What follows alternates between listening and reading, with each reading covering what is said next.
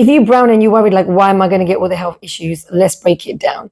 High levels of blood glucose equals diabetes. Starvation adapted South Asians, where our body prefers to have less muscle and more fat, is the recipe for insulin resistance. That means the hormone insulin isn't sufficiently released to manage the blood sugars.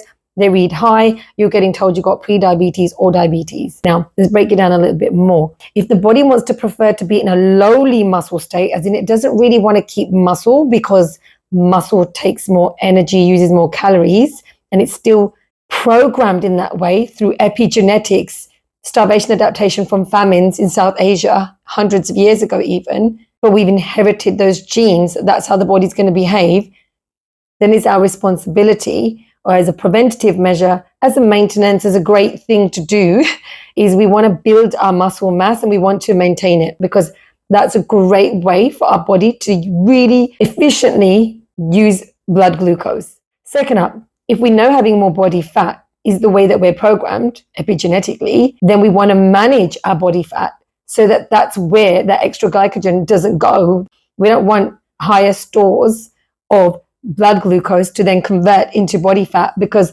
having higher body fat, again, influences insulin resistance. So we want to keep our body fat percentage lower, and we want to ensure we've got good, strong muscle mass proportionately to help us manage our blood glucose. So this isn't actually about body image and shaming. It is really about functional, practical things that we can do with our bodies to prevent or manage disease such as diabetes.